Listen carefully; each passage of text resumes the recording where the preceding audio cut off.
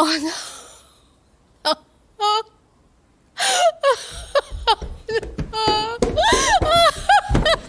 Brigid! He's gone. Joseph Jr. He's gone. Oh, love. He's gone. Fractured. A family, a nation, a dream. 24th of September, 1920.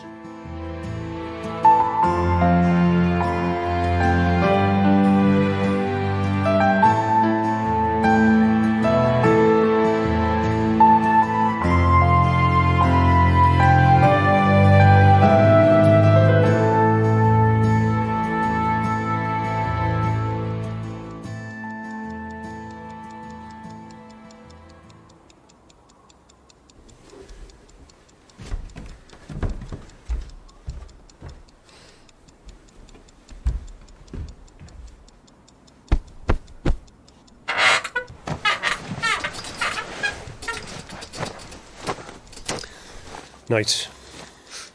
Night.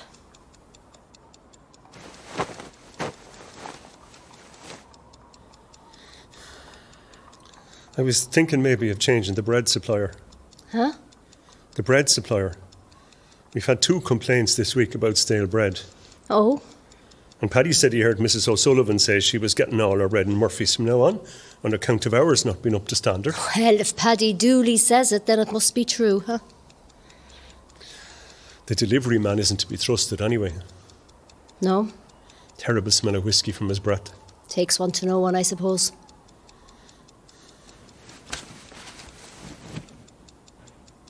I'm sorry, Joseph. That was... True. unkind. The truth is rarely kind. Still,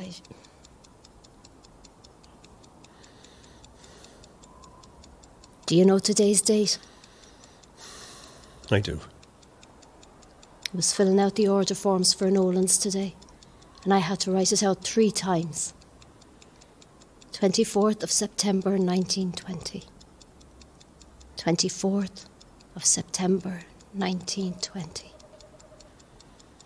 24th of September 1901. 23 minutes past 5 in the morning. I know, Brigid. I remember. No one else seems to. Mary's walking around with her head in the clouds. She dropped 6 bottles of stout all over the floor when that RIC patrol passed by this morning. Aye. And Sean won't talk to me since that night after Kill. That boy, he'd break my heart with all his carry-on. And as for Tomas, I mean, you'd think he, of all of them, would remember. Tomas picked a bunch of wildflowers from the back meadow and left them on the kitchen table. He was the one who did that? He did. And poor Brigid left in a fruit cake and some scones while you were out. They're in the pantry. Oh, yeah, I didn't know. And Paddy offered to come in and help with the stock taking tomorrow. Christ, even Mossy Kinsella was civil. But that took some effort, all right. To be sure. I've been really cross with you, Joseph. I've noticed. I've been blaming you for the boys joining the volunteers. I never encouraged. I know. It's just losing another child that finished me altogether. They're grown men now, Brigid. We have to allow them make their own decisions.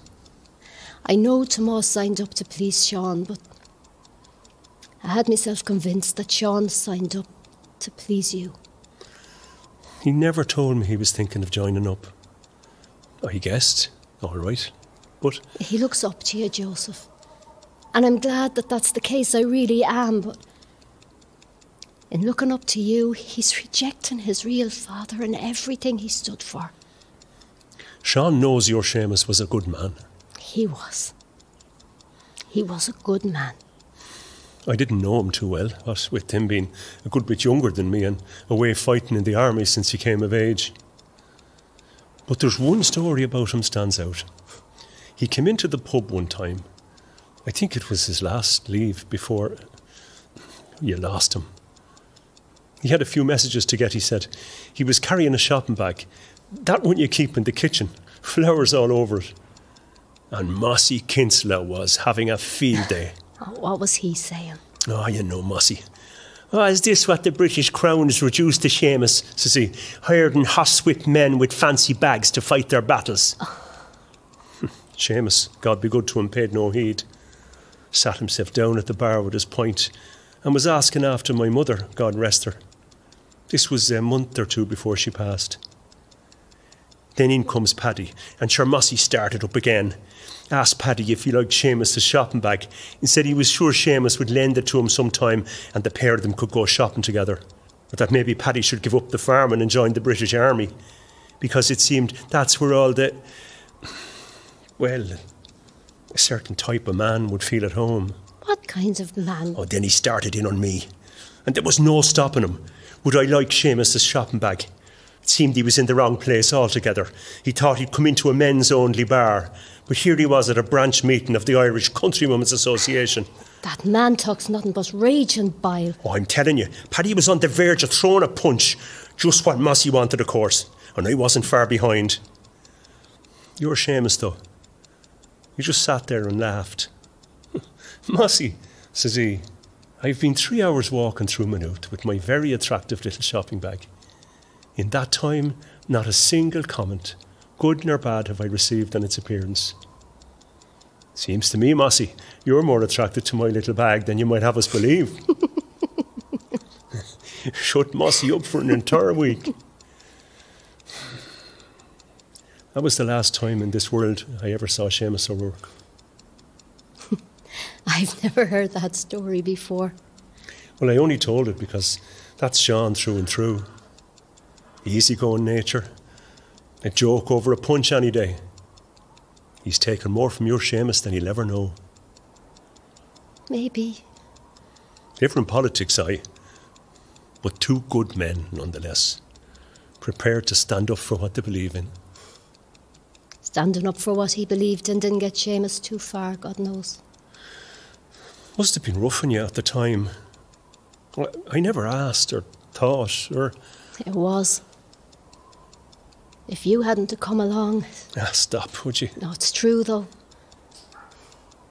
2 small children and a pittance of a pension. I never properly thanked you for that. I was so angry, I think, at the time, that the only options open to me were marriage or the poorhouse. Not great options, right enough. Yeah, I was good in school, you know. Better than most. Maths and English. Now, you're better at the bookkeeping than me, anyways. I'd have loved to go to secondary school if we'd have had the money. I might have been able to support my children myself then, without the humiliation of relying on charity as strangers. You never had to rely on charity. I did, you know. Father Dempsey used to come up to me every week with contributions from the collection. I've made sure to pay him back 20 times over in the years since. A good man, Father Dempsey. He is, right enough. He used to drive me mad, though, telling me I needed to get married again and me only widowed a few short months. Then you came calling. Aye. Why, though? You seemed a grand woman. You could have had the pick of Maynooth girls in your day. I was a widow with 2 children. Why me? All right. It was Father Dempsey. Oh, Christ almighty. I hope you didn't think I sent him to you. Jeez, this is mortifying. But why in the name of God would he tell you to marry me? But it wasn't quite like that. Oh, what was it like then? There was talk. Talk? Around the place. About me still being single at my age and that sort of thing. Mossy Kinsella kind of talk. Something like that. There was no grounds to it now, or anything like that now. No reason for it. Sure, who'd pay heed to anything that man has to say? Well, it wasn't just Mossy. It was others too. What business is it of anyone's if you aren't married? Talk like that can be harmful. I don't mind so much for myself, but I've the business to think about. Anne was upset about it too. She was soon to marry John Kilbride and said it would upset his career if she had a brother that... Anyway, Mammy had recently passed away, God rest her, and Father Dempsey thought it might be a good time to bring another woman into the place. Put a stop to the talk, as it were. And he said to ask me, oh, God help us. Well, he wasn't quite so blunt about it. No? No. He did give me a choice. A choice? Of how many, can I ask? 2. 2. Me and who else? You and Mrs. O'Donoghue. Maggie? Yes. Didn't Jack O'Donoghue die around the same time? Fell off the roof of Mossy Kinsella's barn. So what was the arrangement then? You chose one of us to marry and the other one gets to be the father's housekeeper? Yes, if he couldn't find another man to take her on. I think he had Paddy in mind for that. And did you know Maggie at all? Nah, not really, no. So how did I get to be so lucky, may I ask? Well, I told the father I'd think about it, and I did. And then Paddy and myself had a talk about it. Oh, God forbid that Paddy would be deprived of his say, huh? He was very helpful, actually. Was he? Yes. He said that the Lord Almighty himself would never in 10 lifetimes persuade Paddy Dooley into a marriage with any woman of any description, but if I felt the want of a bit of company sometimes, now that my mother had passed, and then maybe I should think on her for a while. And did you? What? Feel the want of company? Not really, no. Right. Did Paddy have any advice on what woman you should choose? He did. He was very helpful there too. He said that it was much of a muchness, really. Much of a muchness? That's right. So why me? I thought about it for a week or two and couldn't make up my mind, so on the Tuesday, at early morning mass, I asked the man above for a bit of guidance on the matter. And did he have much to say? Not a lot, no. But then I walked straight from the church to Mrs. O'Donoghue's house. Maggie? You went to Maggie first? Well, her house is a lot closer to the church than yours was at the time. You lived a good bit out, if you remember. You were a mile or two beyond the crossroads. And she turned you down? God, I can't believe she kept that quiet all these years. No, she wasn't there. I took it as a sign that it wasn't to be and came on over to you. I remember as well. Good afternoon, Mrs. O'Rourke. Would you like to get married? Well, I'm not much of a man for the romancing. You should know that by now. And anyway, I knew I wasn't what you wanted. So, I hope I fulfilled my part of the bargain. I've tried to be as good a father to Sean and Mary as a man of my little experience could. You have, Joseph. The pair of them are lucky to have you. And I'm lucky to have them. And you've given me Tomas and little Moll. And Joseph Jr. And Joseph Jr. The Lord have mercy on him.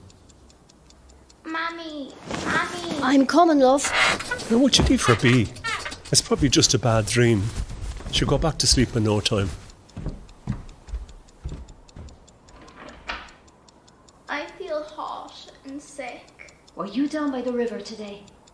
Only for a tiny bit. Judy was there and... The next time you're there, I will drag you home. But Mammy... No, I mean it. Now, I'll open the window and it'll cool you down. We'll see how you are tomorrow. Night, Bob. Be all right now.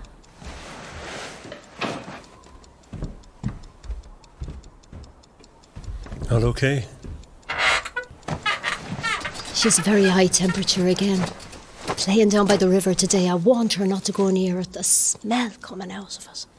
It can't be good. I might take her to Dr. Grogan in the morning. You've a path warrant at that man's house. Yeah, and I'll wear 10 more if that's what it takes to keep another child of mine from the cemetery. Nobody is going to the cemetery, Brigid. Yeah, and what would you know about it, Joseph Barry? Last time I checked, it was whiskey in that bottle you have hidden under the bed, and not the remnants of the bloody salmon of knowledge. Moll is a strong child. That's what we said about our Joseph. We did everything we could for him. Yeah, it wasn't enough. It was never enough. Nobody really understands. No. And we can't expect them to.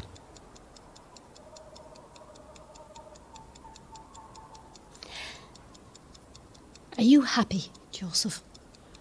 Happy? Yeah. Do you think you're happy in your life? I've no complaints. No complaints. I like you well enough, Brigid. I think we've made the best of it. Yeah. And I like you well enough too, Joseph. You know Paddy's coming in early in the morning. Paddy? Yeah, to help with the stock taking. He said he'd be in before opening. Right. We better get some sleep, so early start. Early start. That's right. Good night, Joseph. Good night, Brigid. God bless. God bless.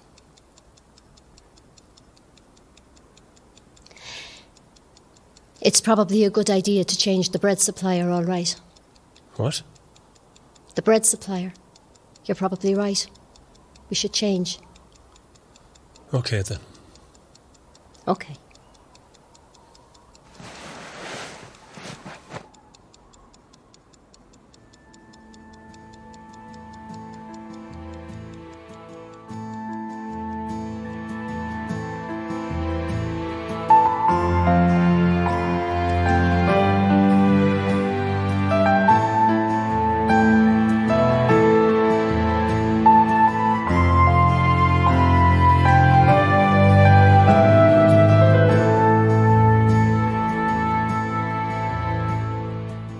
Fractured is a Down at Heel production, made possible by a Creative Ireland grant through Kildare County Council. All episodes were written by Joe Bergen, Brendan Farrell, Claire Joyce and Martina Riley. Sound engineer is Brendan Farrell. This episode has been assisted by Woman's Way.